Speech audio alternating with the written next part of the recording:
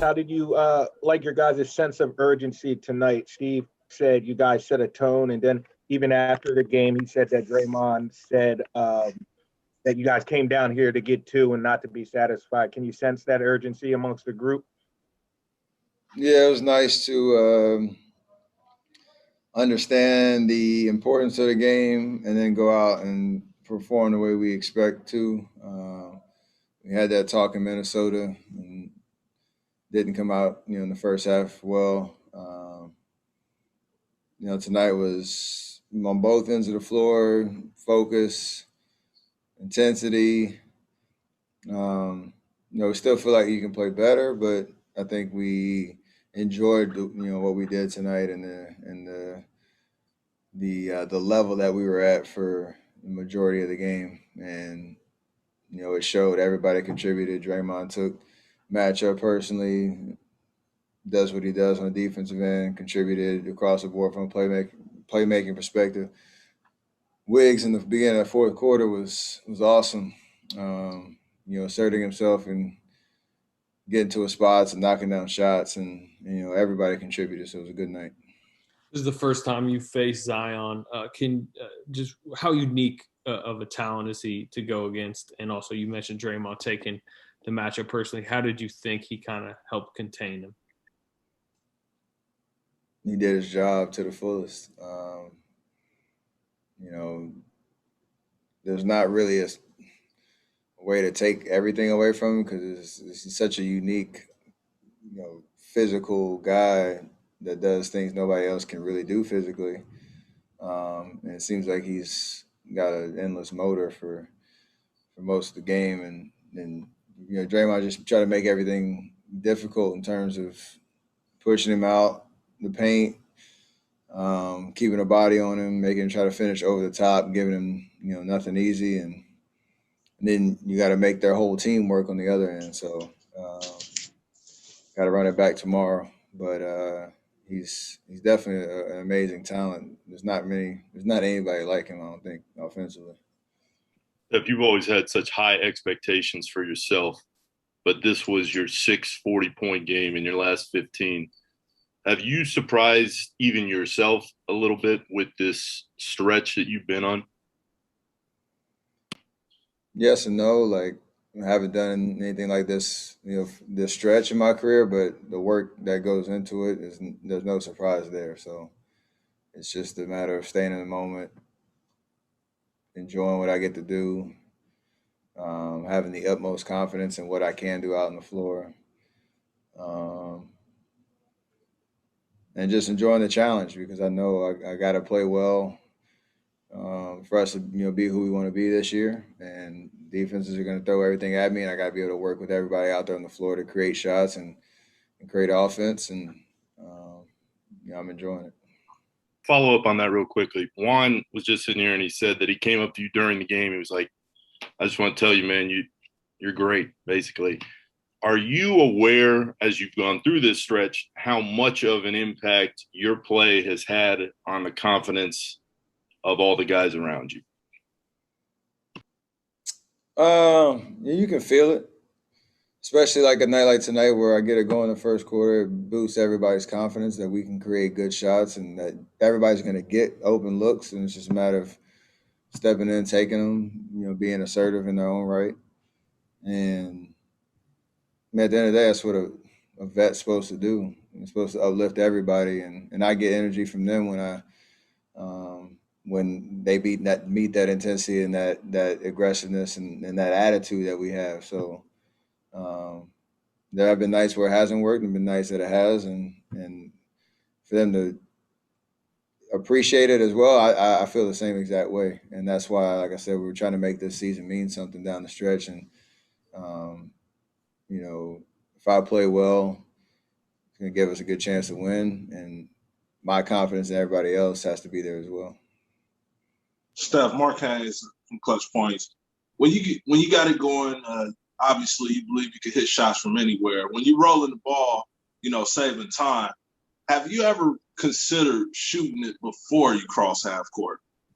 No, unless it's last second. But me and Raymond were talking this morning. My first NBA game, I shot 1 3. Raymond, remind me the stat. I think I didn't shoot my 17th three till like the 6th game. Is that what you said? 10th game. So imagine like that now, 12 years later, maybe in a couple years, who the hell knows what'll happen? Stretching my imagination to the fullest, but I'm not reckless though. What kind of a boost do you get when, like, you and Draymond in the fourth quarter, you guys are sitting down, you guys are up 15, and Andrew's going to work? When you see him going to work like he did, what kind of boost did that give you in Draymond? It's huge.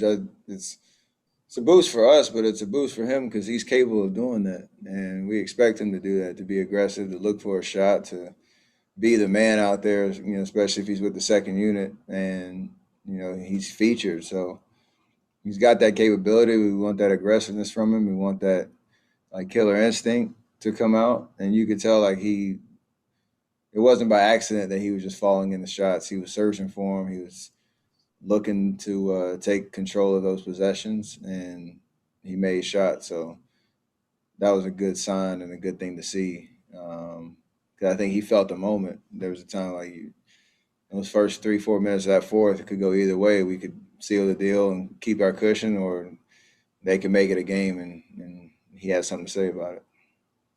How big's tomorrow for you guys?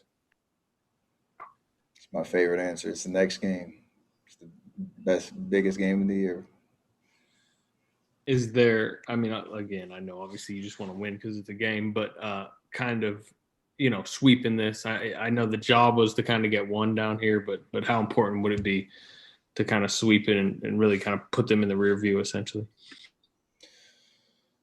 It's always awkward for us because, like, I know Draymond was talking about the playing game, and we're not used to being in this part of the standings where you're like looking behind you, but behind you is 10th and not like 3, 4, 5 or whatever.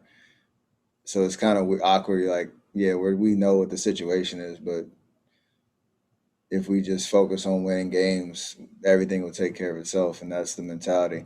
We haven't been great about, again, I've talked about it a couple of games ago, we haven't been great about forecasting like the future. So let's just stay here in the present. It's been working for us. Hi, Steph. On a day like today, where we were talking about heroes and setting basketball aside a little bit, who are your own real life heroes? Either, maybe for the society or as a whole, or maybe you do have a real superhero. I have a lot of influences, positive influences that I look up to. Coaches, my dad, a lot of people that have brought the best out of me throughout my life, and then people that I've met along the way that I never thought I'd meet, like President Obama or Stacey Abrams, or probably, let's see who else I can think of. There's a lot of people that I look up to. There's no superheroes in this, I guess in terms of like